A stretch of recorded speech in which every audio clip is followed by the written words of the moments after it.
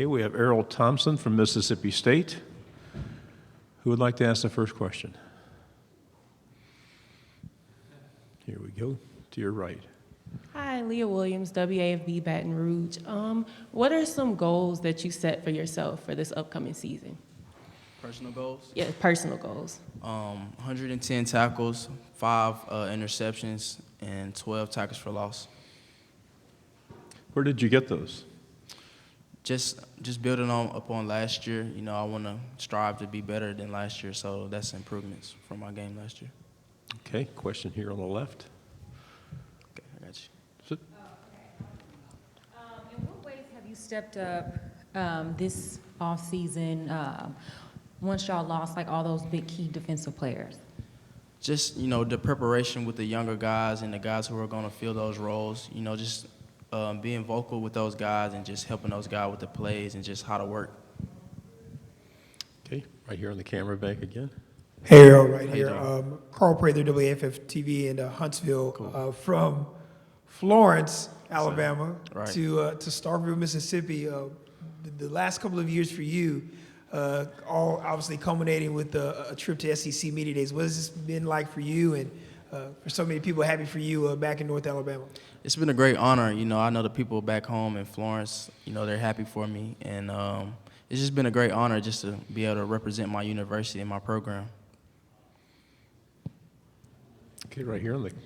Hey, Lyndon Blake, WAAY in Huntsville. I want to talk about the Cowbells. I know inside the stadium it gets so loud when they're all ringing them with the other teams on offense. So being a linebacker, I mean, did it take you a while to kind of get used to focusing with all the racket going on around? Yes, it took, you know, maybe a first couple games of my college career just to get used to it, just, you know, being able to communicate in it. But it's a great feature to have, you know, playing at Mississippi State. I know with Auburn, they sometimes simulate that sound. Right. They're like practice facilities and the wall and stuff. Do you guys do anything in practice to bring the Cowbells to get used to the game atmosphere? Not really at home. We don't really do anything to simulate because it's kind of like what we're used to. You know, we don't really do anything to simulate. But other teams, yeah, will simulate the sound. Okay, here again with. It's almost been like a pipeline at Florence High Right. with Kivon and Beniquez. Yes, sir.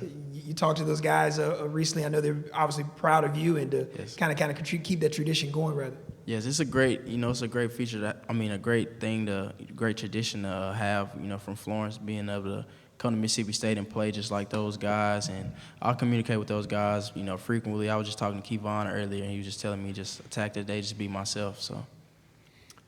To your left over here, second row. Errol, we were talking to Coach Moorhead earlier, right over here, Cool. and he compared your motor and your skill set to that of a Jeffrey Simmons. He said you're an NFL-type caliber player. What does that mean to, hear that from your head coach and him to have that respect for you? It's great praise. I mean, you know, anytime your head coach says anything or compares you to Jeffrey Simmons, he's a first-round guy, and, you know, I never really thought about it like that, but, I mean, if that's what he feels like, it's a great honor for him to say that about me. Okay, here in the front row. Drew DeArmond, WTZN Radio, Huntsville, Alabama. Errol, talk about, you guys lost a lot of talent on defense, but Right. do you feel like you and Leo Lewis can kind of be the backbone now after losing Simmons and Montez Sweat and Abram? Yes, I feel like not only me and Leo Lewis can be the backbone, but you look at guys like Willie Gay, Chauncey Rivers, Kobe Jones, and Cam Dantzler. He's a preseason All-American. I feel like guys like that can also be the backbone of this defense as well.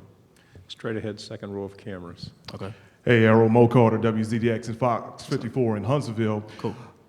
Got a big question for you. How have you grown as a leader and how have you grown as a football player on the field, especially rolling into the 2019 season? Just vocally, you know, just trying to help the younger guys. You know, younger guys come in, you know, they don't always know how to work or just know what to do, just get in a class or anything, just know where to go on a weekend. You know, just try to help those guys, just being vocal in the workouts, team runs, whatever it is, just being more vocal leader. Okay, here on your right, third row. Cool.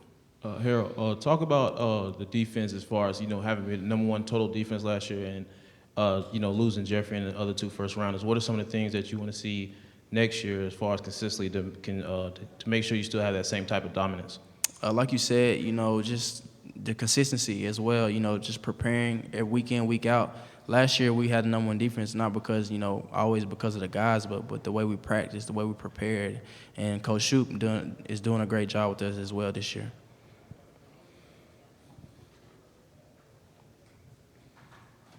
Yes, right there, please. I see that you're on the preseason All-SEC.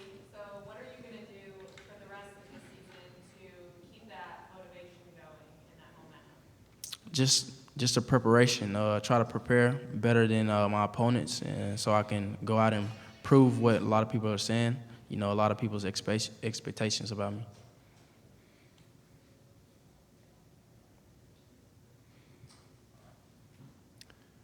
We have a few more minutes. This is his last stop of the day. Let's make it good.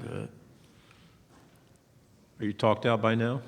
A little bit, but I mean, hey. We'll go back again right here.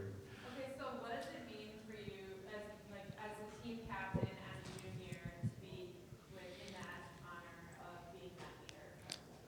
It's a great honor.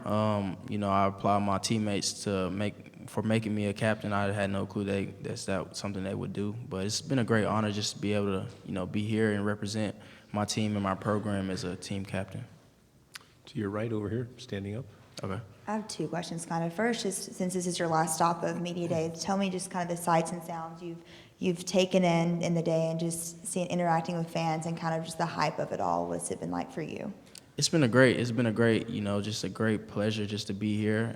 It's very different, you know, but it's been fun. And being from Florence, playing in Starkville, it's not too far of a drive. Just kind of talk about the hometown support carrying over from high school into your college playing career. Great support. You know, everyone from my city really supports me, and they're all behind me, and they're very, very proud of me. Okay, again right here. Talk about the bow tie, man. Are you always a bow tie guy, or you know, how long is the bow tie game? No, I'm usually a tie guy, but you know, I just kind of wanted to switch it up, do something different. You know, step out my comfort zone a little bit, try to look like you. You know, you looking good right there, man. You looking very nice. Hey, I appreciate it. Yeah, just try to step outside my comfort zone.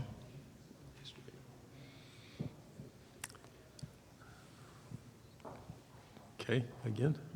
Kind of take me through your pregame rituals. Do you have any superstitions, anything you like to do to get ready for a big Saturday?